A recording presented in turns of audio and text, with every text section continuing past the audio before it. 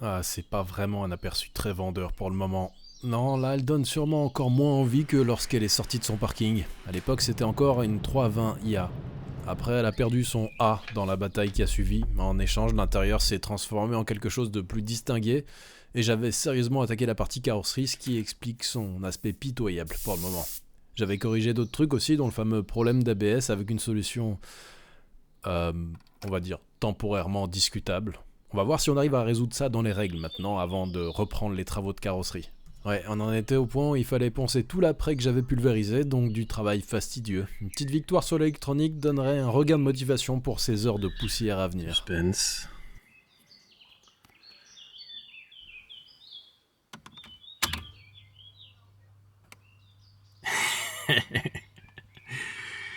Ah, ça c'est beau.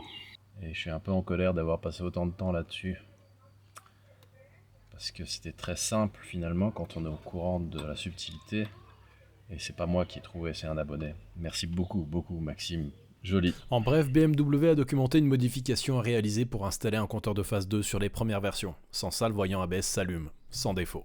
Et le compteur d'origine fait partie des pièces qui ont été volées dans cette voiture. En installant un compteur provenant d'une E36 6 mois plus récente, j'avais pas envisagé un problème de compatibilité. Et ça s'explique d'ailleurs. Sur le faisceau de la donneuse, qui est 93 je crois, 92, je sais plus. La modif elle a été réalisée en usine. C'est d'origine mais un peu dégueulasse. Donc c'est le fil que je vais prélever pour faire proprement sur la mienne. Donc on connecte le pin 17 qu'on a rajouté à la masse du connecteur blanc, et hop, plus de problème. 10 minutes de travail contre 3 jours de recherche de panne. Mais c'est quand même un succès qui se fête, alors on va retourner poncer. Le rendez-vous en cabine est pour demain, alors va pas falloir traîner. Vu la météo, pas la peine de penser à peindre en plein soleil.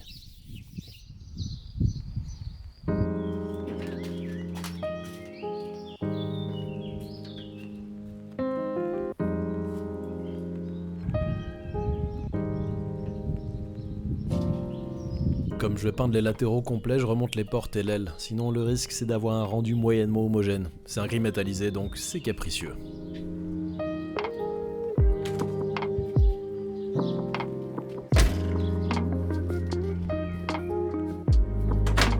Je remets aussi en place des pièces que je vais devoir redémonter une fois arrivé au garage. C'est juste pour pouvoir faire le trajet dans des conditions les moins répréhensibles. Encore une fois, j'ai pu compter sur le garage Renault Patard pour peindre dans des conditions optimales. Le seul problème, c'est que là, c'est bien plus difficile de rejeter la faute sur l'environnement de travail. Ce sera forcément moi le coupable si je réalise les exploits auxquels je vous ai habitués.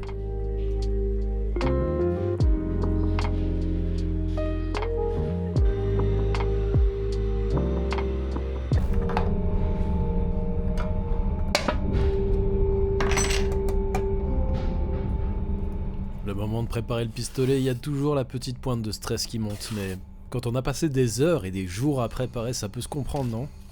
La teinte est Sterling Silver, mais c'est pas la référence que j'ai utilisée pour que Coloris me prépare le mélange. À la place, il m'a envoyé un spectromètre. J'ai donc pris les mesures dans une zone en bon état, et à ma connaissance, c'est la seule méthode fiable pour pas avoir de différence de teinte flagrante. Pas seulement à cause des effets des UV pour une vieille voiture, mais simplement parce qu'avec un même code couleur, on a des tonnes de variantes possibles.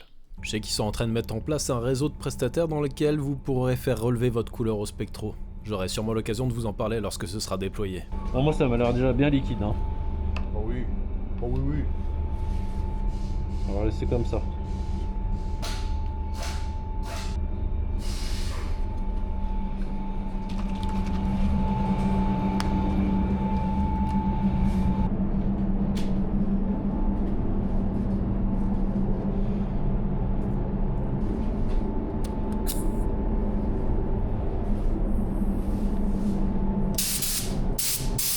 Je commence par passer un voile d'accroche.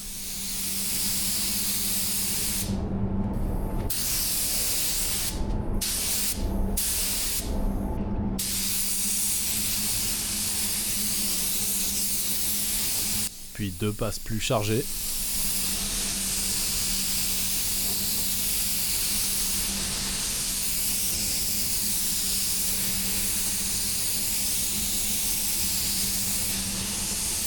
Et je finis par le placement, un passage en diagonale le plus régulier possible pour éviter de se retrouver avec des marbrures métallisées.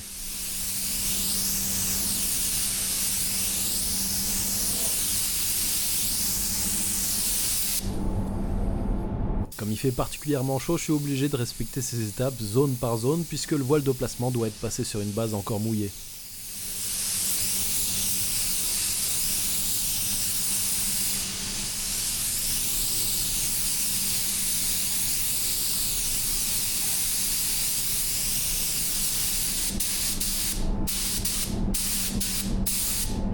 Et voilà une 36 redevenue uniformément grise. Reste encore l'étape que je redoute le plus, le vernis. Avant ça, je vais quand même m'assurer de rien avoir oublié de peindre.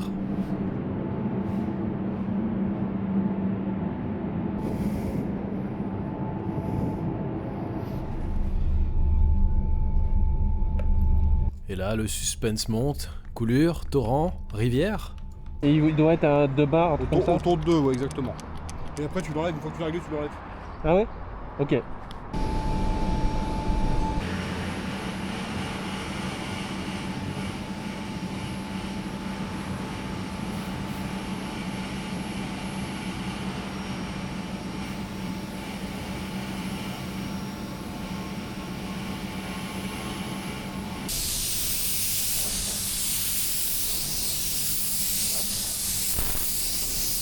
Et là, je commence déjà à m'inquiéter, ça sort bizarrement.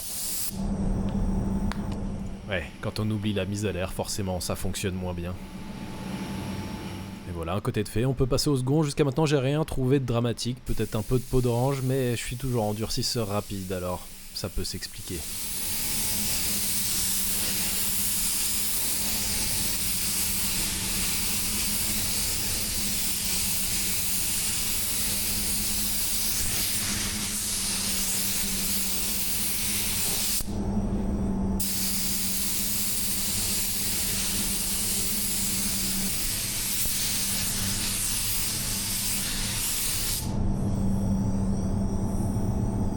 Et voilà, les deux latéraux sont terminés, il restera quelques pièces à peindre, mais ce sera dans un second temps.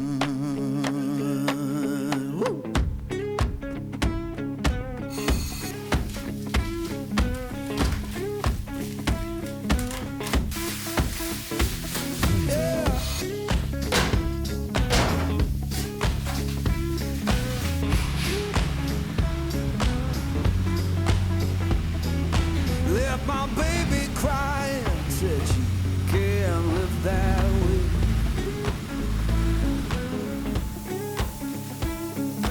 Left my baby crying, said she can't live that way. Ensuite, même traitement pour les pare-chocs et la calandre. Chain down, it just comes and drifts away.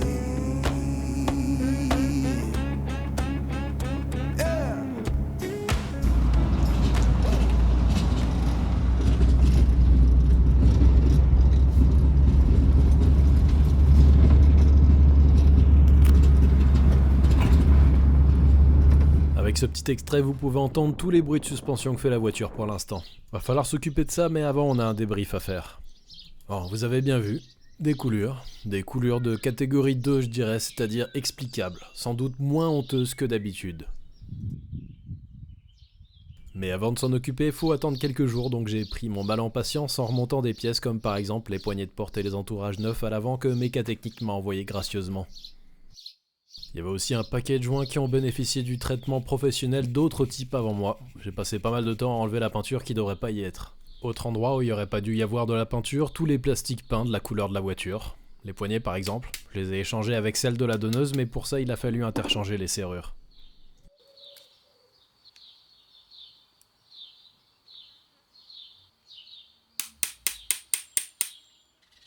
Globalement, remonter les accessoires des portes m'a pris un long moment, et j'avais la pression de la météo qui s'annonçait franchement mauvaise. Pas l'idéal avec une voiture sans vitre. Alors ça c'est génial. J'étais en train de finir de remonter le système de serrure et la porte est fermée. Impossible de la déverrouiller. Il y a super condamnation on dirait. À l'intérieur pareil. Hein. Et la clé est bloquée dans cette position.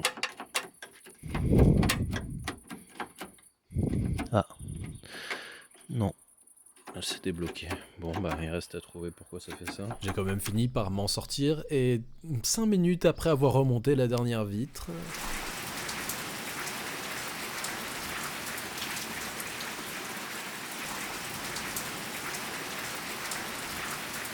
Le lendemain, heureusement, ça s'était calmé et j'ai pu reprendre le remontage. Je suis assez stupéfait par la qualité des lève-vitres aftermarket pour le E36. J'ai déjà remplacé celui de droite, hein. Impossible à régler, ils avaient fait des trous supplémentaires pour la porte en essayant de corriger ça. Le problème c'est que la vitre se décale en arrivant en haut. Voilà, bon bah... Et évidemment j'ai tenté de le régler mais ça fait rien. Il n'y a qu'un seul réglage possible, j'ai essayé toute l'amplitude et quoi qu'il arrive en montant en haut ça se décalait. Donc j'ai remonté un mécanisme BMW d'origine. Voilà, là c'est bon, ça jointe bien. Que c'est cette daube là. Après ça, j'ai pu remonter l'intégralité de l'intérieur en recouvrant les derniers éléments avec le revêtement fourni par cieldotoit.com. Le voilà donc sous sa forme définitive.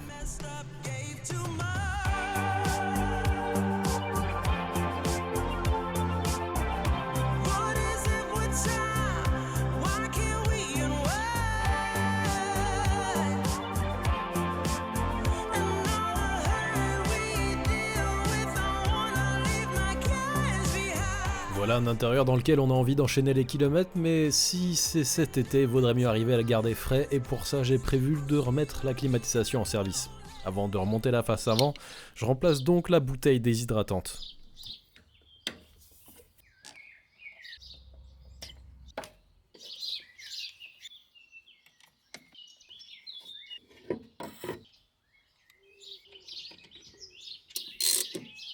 Tant qu'à faire, et ça c'est pas valable que pour la clim, mais ça ira beaucoup mieux en dégageant le champ de crasse qui recouvre le condenseur.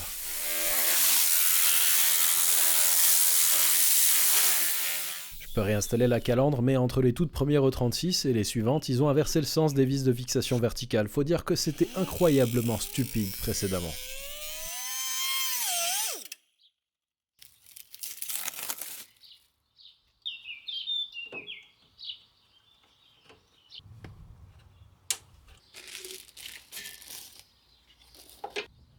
Et tant qu'on en est à l'avant de la voiture, je peux réinstaller les coques des rétroviseurs que j'ai peintes. Comme toutes les baguettes avaient été peintes, j'ai demandé à Mécatechnique de m'envoyer des pièces de remplacement. Certaines de la donneuse étaient vraiment moches, donc pas réutilisables. J'en ai brièvement parlé précédemment, mais si vous avez besoin de pièces pour Volkswagen, Porsche ou BMW, on a droit à un code de réduction qui est le suivant, SLGXMECA. Il y en a qui vont trouver ça idiot, mais je préfère la E36 dans leurs premières années, avec la calandre fine et les parties basses de la carrosserie en teinte foncée. Et c'est généralement mon avis sur les différents modèles d'ailleurs. Les premières sont celles qui représentent le mieux la vision du dessinateur de la voiture, et à mes yeux ce sont les plus réussies, sauf exception. Donc c'est parti pour peindre les bas de caisse et le bas de pare-choc en gris foncé, enfin... Ouais je sais, ça a l'air noir parce que j'ai été un peu léger sur le mélange avec la teinte claire. Je pense que je réussirai à vivre avec cependant.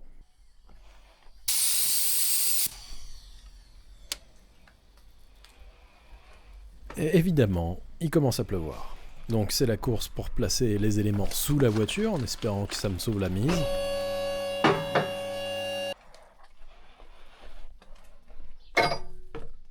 Évidemment, il faut éliminer les quelques gouttes d'eau qui sont tombées dessus.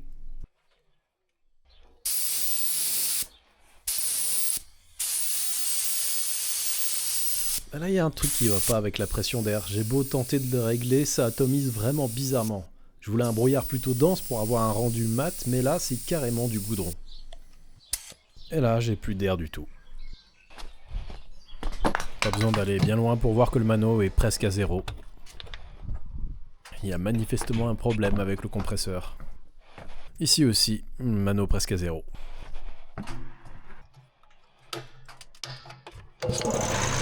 Il avait déclenché sa sécurité. On s'occupera de comprendre plus tard. L'urgence c'est de finir le boulot de peinture.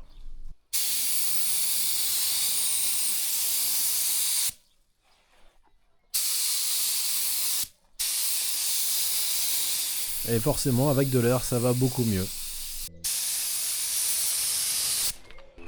Un peu de chance dans mon malheur, finalement, à part les quelques gouttes alarmantes, l'averse n'aura pas eu lieu et la peinture va pouvoir sécher paisiblement. Ce qui me laisse le temps d'aller voir ce qui se passe avec le compresseur, et la réponse est... un joint de culasse. Ou plutôt 2 joints de culasse, s'agissant d'un bicylindre. Mais en ce moment, de toute façon, ça a l'air d'être la coutume parce que c'est pas le seul dont je vais devoir m'occuper. On va pouvoir poursuivre le remontage et finalement le résultat est pas si mauvais que ça.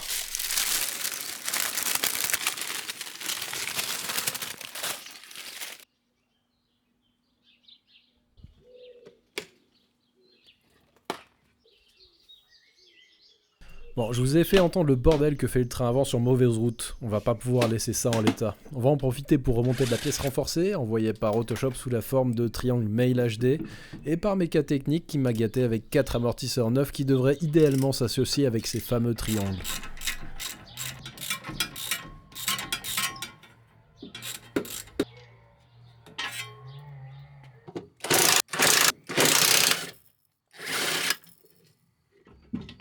C'était clairement les amortisseurs d'origine. À la place, on va monter du Koni, mais on va pas s'emballer avec une version ultra sportive. En plus des triangles, Alex m'a aussi fourni les butées. Celles d'origine ont quasiment disparu.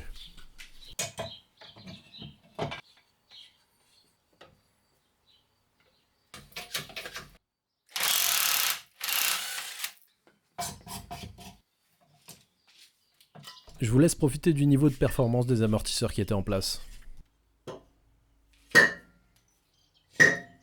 Et à la place, on va installer du Koni Street, juste un peu plus ferme que d'origine, ça devrait constituer un bon compromis.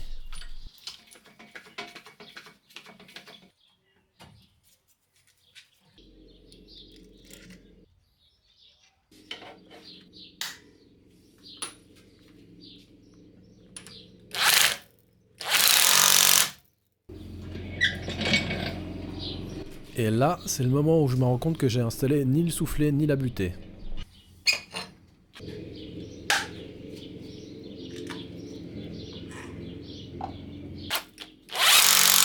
Évidemment, on va pas les remonter tout de suite, on va s'occuper de remplacer les triangles.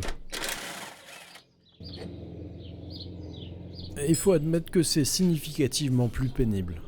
Entre les écrous difficilement accessibles et les rotules qui veulent pas sortir. Ah, ça m'a pris un bon moment, hein.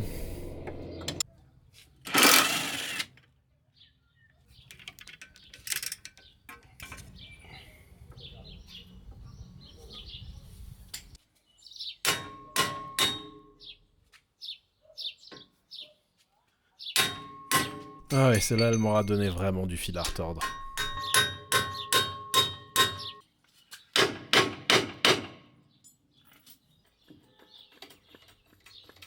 Et la solution aurait été simplement de taper plus fort, ce qui, en étant énervé, facilite beaucoup les choses.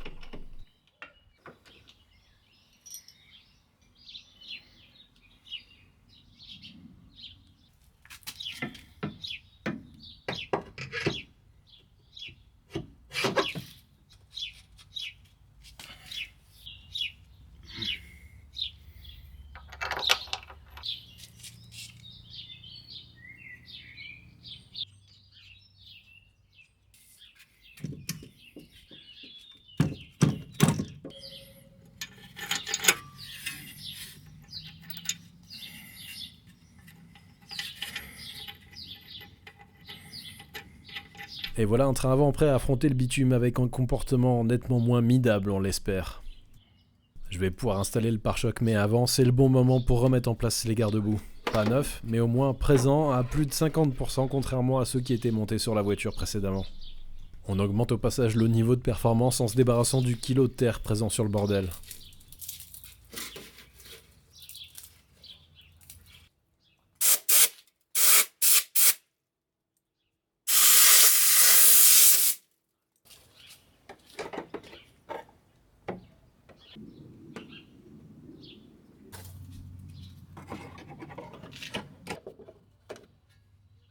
À l'arrière, comme les amortisseurs sont pas décombinés, c'est nettement plus simple et rapide, donc c'est faisable en une petite demi-heure.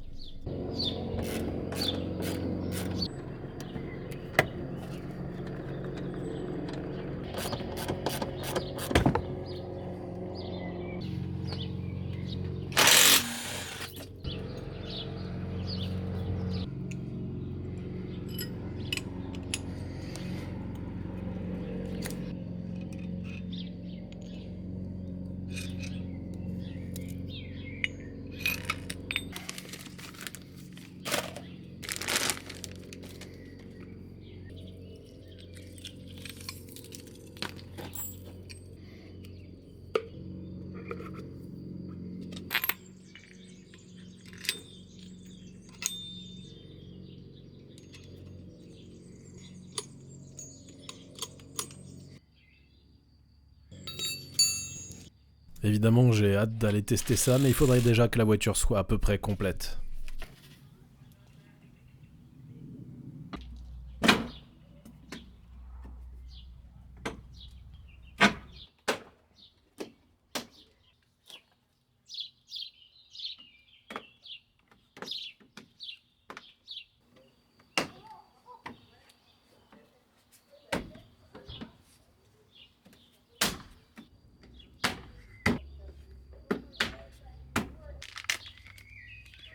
Bon, il y a un sujet qui a mérité pas mal de réflexion et de recherche pour être correctement adressé. Revenons donc quelques semaines en arrière. J'ai rien contre les gens de tôle. Je dois dire que des fois, je trouve ça même relativement sympa. Puis ça donne une sorte de côté, ouais, les bagnoles, je m'en fous. Ouais, là, elle mérite mieux. Enfin, elle méritera mieux. Et voilà notamment ce que j'ai dégoté d'occasion. Ça dit « The Origin of Japan Design », ce qui implique que ce sont des jantes qui n'ont absolument rien de japonais. Mais c'est bien essayé. Bon, en tout cas, elles sont bien moches pour l'instant, mais on va leur laisser une chance.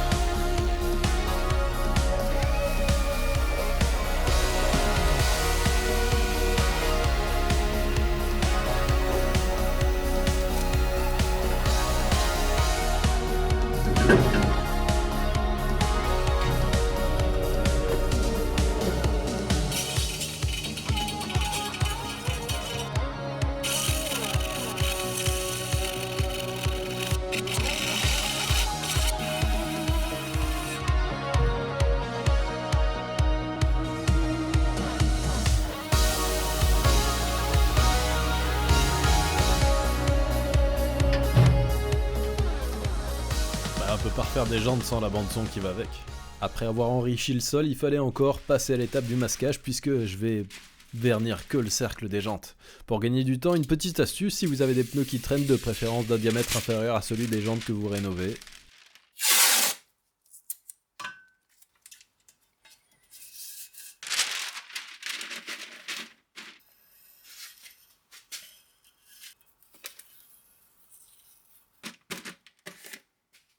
J'ai aussi préparé 4 autres jantes qui ont eu droit à une correction très localisée et qui pourraient me convenir si les autres me plaisent finalement pas une fois pendues au châssis. J'ai verni l'ensemble, ce qui est loin d'être évident contrairement à ce que je croyais, et il est enfin temps de faire notre choix. À la place des jantes tôle en 15, on a celle-ci en 16 que j'aime bien et qu'un abonné que je remercie énormément a eu la générosité de me donner. On a aussi ces jantes 231 qui sont normalement montées sur la 325 Ti qui a déjà été rénovée sur la chaîne. Mais c'est pas vraiment compatible malheureusement en termes de déport. Puis on a celles que j'ai refaites qui sont, comme je le craignais, pas très adéquates en termes de style. Ça va pas le faire. Bon, c'est con, il manque quelques prises de vue parce que en bougeant la caméra simplement, elle s'éteignait et dans ce cas de figure, elle sauvegarde pas le fichier, donc j'ai eu des fichiers compromis. Et je me suis rendu compte que ça venait de la batterie. C'est mon chargeur de batterie qui pose problème. La méthode d'insertion dans la caméra, c'est au cul. Le chargeur, ça fonctionne pas comme ça. On la pousse au fond, comme ça. Et en fait, en faisant ça, si on fait pas très attention, on peut tordre l'épine. Au lieu que ça glisse dedans, ça s'insère en force. Une erreur de conception. Donc, eh ben, c'est con. Il manque pas mal de fichiers. Mais je peux quand même maintenant vous montrer celles que je préfère. Des jantes qui proviennent d'une 38. Et celles qui faisaient un peu cake, je les ai pas rénovées pour rien, je les ai finalement montées sur la 325 vu que les dimensions sont parfaitement adaptées. Montage validé par le maître des lieux, qui assure d'ailleurs la transition avec le sujet suivant, les traditionnelles corrections de mes magnifiques coulures. Comme vous le savez, mon fantasme ne s'est pas réalisé, ce qui veut dire que on va devoir... Ouais. J'espère que ça va bien se passer. Bah, j'ai attendu une semaine. On va souhaiter que ce soit suffisant.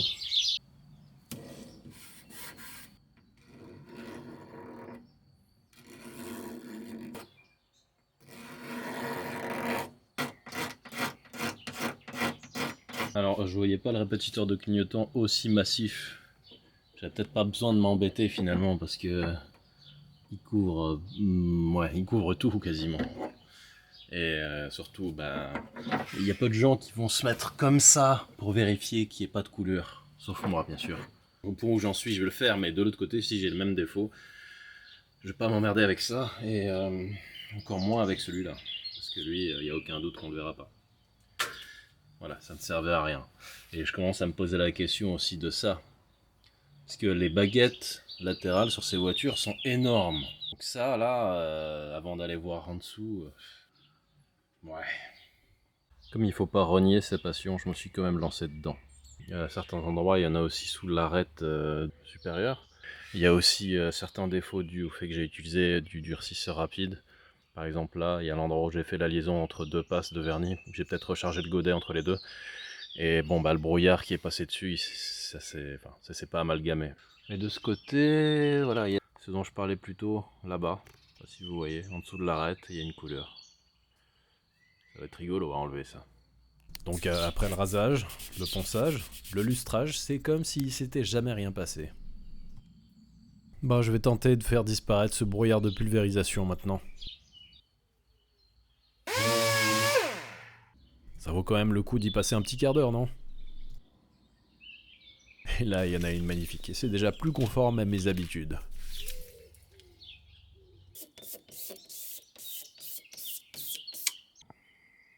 Quasiment disparu. C'est pas mon meilleur boulot, mais j'ai pas voulu prendre de risques. Là, on a une nettement plus discrète juste derrière la poignée. Ça a plutôt bien fonctionné. Oh là là, ça c'est la honte. Ça sent le mec qui a coupé un morceau de la bâche avant de le mettre de l'après. Je sais pas qui c'est. Mais c'est pas grave, il faut arrêter de lutter. Dans la vie, il y a une réponse simple à tous vos problèmes. Ici, pulvérisation accidentelle d'un produit bicomposant, polylustré. Coulure, polylustré. Alors déjà, si avec du 2000 on peut se débarrasser d'une bonne partie, comme ça n'a pas été poncé, il y a moyen que ça s'en aille facilement. Et oui, en effet, ça s'en va facilement.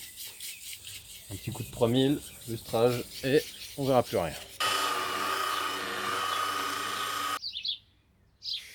Et la question, est-ce que je regrette de ne pas avoir repeint le capot? Oui, en effet. Mais je peux vivre avec encore un moment, seulement il faut admettre que je comprends pas. En fait, on a l'impression qu'il y a deux personnes différentes qui ont bossé sur cette voiture. Un type qui savait vraiment pas ce qu'il faisait en préparation et un gars qui maîtrisait relativement la peinture, quoi. Donc le vernis est bien posé, la teinte est correcte, mais bordel, la préparation c'est dégueulasse, quoi. Là, il y a des endroits où on voit les traces de l'orbital. Voilà, ça a été poncé un grain trop gros et pas reponcé ensuite. Là, je sais pas ce qui s'est passé. Bon, puis c'est marbré, hein, donc bon, la base est pas géniale, mais allez, on s'éloigne un peu et tout, voilà, ça va beaucoup mieux tout de suite. Donc, c'est très facile à démonter, c'est pas trop long à préparer, donc plus tard, je pourrai toujours le refaire. Ce que je veux pas toucher, c'est le pavillon. Et même en se rapprochant pas mal, bon, ça reste discret, il y a des déformations, je ne veux pas vous montrer parce que je préfère les oublier moi-même. Bref, tout ça pour dire que les corrections sont terminées et que je peux finir de remonter les derniers accessoires.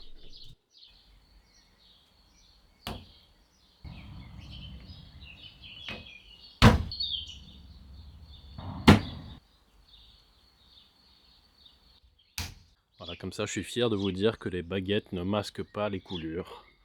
Je les ai bien corrigées. Je suis assez content du résultat. On peut faire mieux, mais ça me semble pas utile. Hein? Pas de couleur. Plus de couleur. Seulement là, je me suis rappelé qu'il y avait un truc qui allait pas à l'intérieur. Il va falloir qu'on fasse quelque chose pour ça. Parce que là, bon, j'arrive même pas à lire l'heure. Et le bouton pour afficher la température reste enfoncé, donc ça ne fonctionne pas.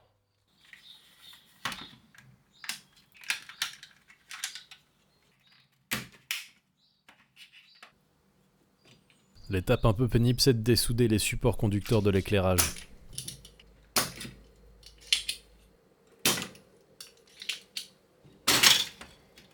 Mais une fois que c'est fait, on accède à la nappe qui est le principal problème. Donc je peux la décoller du PCB et puis de l'écran. Et faut bien décaper les contacts des deux côtés. Comme on a affaire à des nappes thermocollées, les parties conductrices restent sur les contacts, donc il va falloir la remplacer par une neuve que je vais faire chauffer pour la connecter. Seulement, l'aligner correctement côté écran est vraiment pas facile parce que les contacts sont quasiment invisibles. Une fois que je l'ai collé et connecté au niveau de l'écran, je peux faire pareil côté PCB. Une fois que c'est terminé, il nous reste toujours le problème du bouton pour la température. C'est les points de fixation du haut qui sont cassés. Je vais en récupérer un autre sur un boîtier d'une moindre valeur. Mais finalement, c'est pas le seul problème. En fait, non, ici aussi il y a de la casse. Ça. Je crois que BMW, peu importe la version, ils ont mis la même mécanique derrière les claviers. Donc rien ne m'empêche de swapper les deux. Donc 7 ou 11 touches, ça change rien. Ouais, j'y suis arrivé, mais franchement, ça n'a pas été simple. Si des fois vous vous dites, bon sang, je perds mon temps à faire des trucs inutiles, dites-vous que moi j'ai passé 3 heures pour refaire marcher un truc sans grande importance, juste parce que je voulais pouvoir régler l'heure. Mais maintenant je peux régler l'heure, quoi. Donc c'est ça, quoi. C'est toujours ça de prix. Malheureusement, le succès n'est pas total puisqu'il reste des lignes qui s'affichent pas. Donc soit j'ai mal nettoyé les contacts, soit j'ai mal collé la nappe. J'ai recommandé une nappe pour plus tard essayer de faire mieux avec l'autre. Mais il y a bien d'autres détails dont je peux m'occuper, par exemple la lunette arrière. Je sais que ce joint de lunette arrière, il existe encore chez BMW, mais 120 balles pour ça, sachant que de toute façon il va casser comme celui d'origine. Je me suis imprimé ça en 3D. Une fois rejointé avec les morceaux qui restent. C'est pas si mal.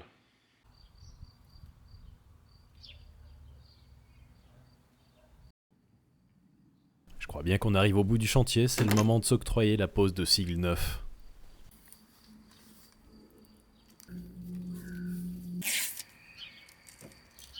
Mais puisque c'est avant tout une voiture qui est faite pour rouler, j'ai pris le temps de revoir un peu la géométrie et en particulier le parallélisme qui était vraiment improbable. Avec ce nouveau réglage, je devrais plus entendre couiner les pneus au moindre virage. Ah, et pour ceux qui sont attristés par l'absence des caches-moyeux, je les aime mais je préfère sans.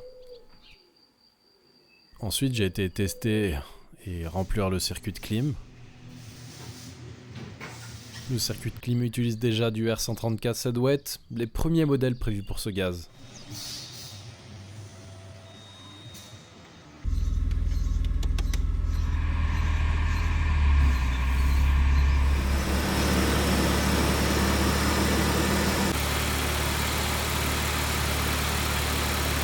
Le compresseur tourne et si on compare les températures avec celles en sortie de bus, on voit bien que ça fonctionne bien.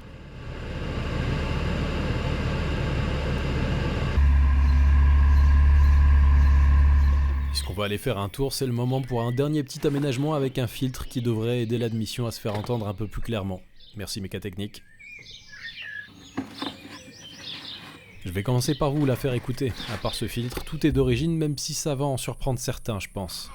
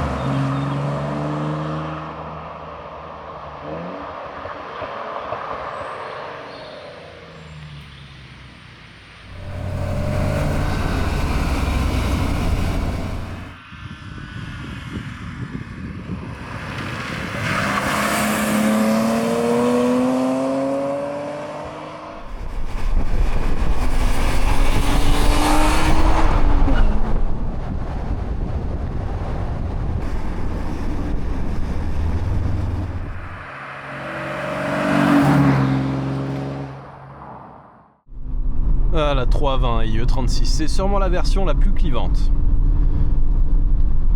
Il y en a qui la supportent très bien, comme moi.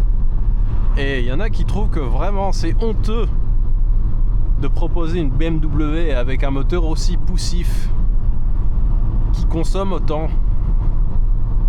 Bon, moi j'ai pas tout à fait la même vision de la chose. Je veux dire, il faut pas perdre de vue quand même qu'elle propose quasiment 50 chevaux de moins que la 325. Donc oui, évidemment qu'elle est beaucoup plus lente. Mais elle garde les mêmes qualités finalement.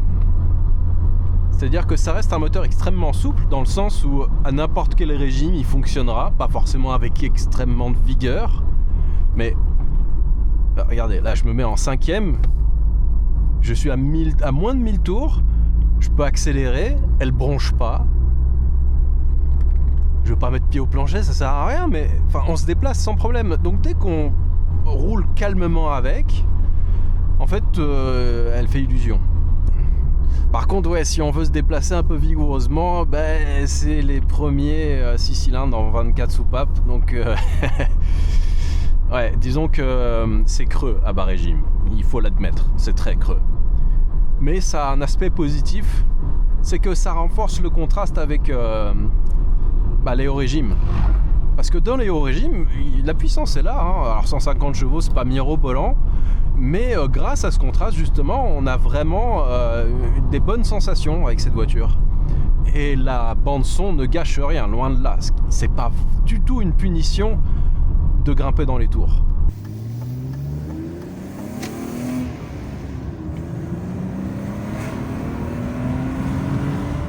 Moi, j'aime bien ces bagnoles. Parce qu'elles n'ont pas de grandes prétentions sportives, mais elles sont quand même très agréables à rouler, quel que soit le contexte. Il y a peut-être qu'en grimpant un col, effectivement, vous pourriez vous dire il manque 1 litre de cylindrée. Ou du calage variable, comme on a eu droit après, parce que les M50 Vanos et M52 encore plus sont beaucoup moins touchés par cette problématique de l'absence de couple. Mais d'un autre côté, elles ont moins ce contraste au régime, quoi, parce que